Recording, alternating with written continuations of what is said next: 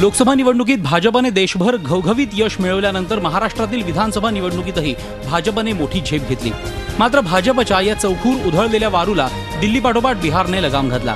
आता पुढील वर्षी होणाऱ्या 5 राज्यातील विधानसभा निवडणुकीतील वेध त्यामुळे सगळ्यांना लागले आहेत। या 5 राज्यांमध्ये तामिळनाडू, पश्चिम बंगाल, केरळ, आसाम आणि पॉंडिचेरी या 5 राज्यांचा समावेश आहे। या प्रत्येक राज्यात भाजपची सध्याची स्थिती आणि भविष्यात काय चित्र असू शकेल यावर एक नजर टाकूया।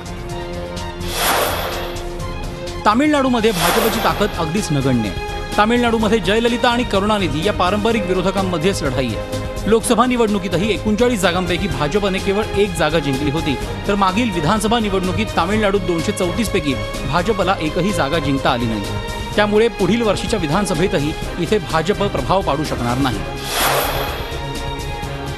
पश्चिम बंगालमध्येही भाजपला पुढील विधानसभा निवडणुकीत कडवी झुंज द्यावी लागणार आहे। पश्चिम बंगालमध्ये मुख्यमंत्री ममता बॅनर्जी यांनी आपली पकड घट्ट बसवली आहे। लोकसभा निवडणुकीत इथे भाजपला 42 पैकी केवळ 2 जागा जिंकता आल्या होत्या, तर मागील विधानसभा निवडणुकीत 294 जागांपैकी भाजपला इथे खातही उघडता आलं नव्हतं। त्यामुळे पश्चिम बंगालमध्येही भाजपची डाळ शिजेल असं दिसत नाही।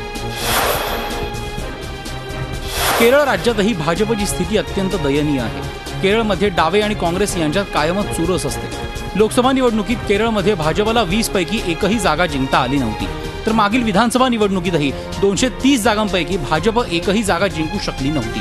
त्यामुळे आगामी विधानसभा निवडणुकीतही भाजप इथे आपलं खातं उघडेल की नाही याबाबत साशंकता आहे।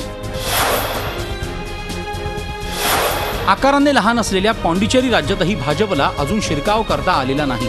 इथे प्रामुख्याने अण्णा द्रमुक, काँग्रेस आणि स्थानिक पक्षांमध्ये लढत होती।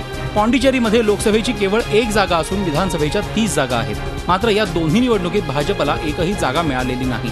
त्यामुळे आगामी विधानसभा निवडणुकीतही भाजपला इथे यश मिळण्याची शक्यता धुसर आहे। पुढील वर्षी निवडणूक होणाऱ्या 5 राज्यांपैकी केवळ आसामवर भाजपची मदार असणार आहे। लोकसभा निवडणुकीत भाजपने आसाममधील 14 पैकी 7 जागा जिंकल्या होत्या, मात्र मागील विधानसभा निवडणुकीत भाजपची कामगिरी समाधानकारक नव्हती।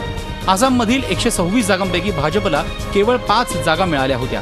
मात्र लोकसभा निवडणुकीत भाजपने आसाममध्ये निम्म्या जागा जिंकल्याने पुढील वर्षीच्या विधानसभा निवडणुकीत चांगली कामगिरी करण्याचा भाजपचा प्रयत्न असणार आहे। त्याचबरोबर 15 वर्ष इथे सत्तेत असलेल्या काँग्रेसबद्दल वाढत्या नाराजीचा फायदा भाजप उचलण्याचा प्रयत्न करणार।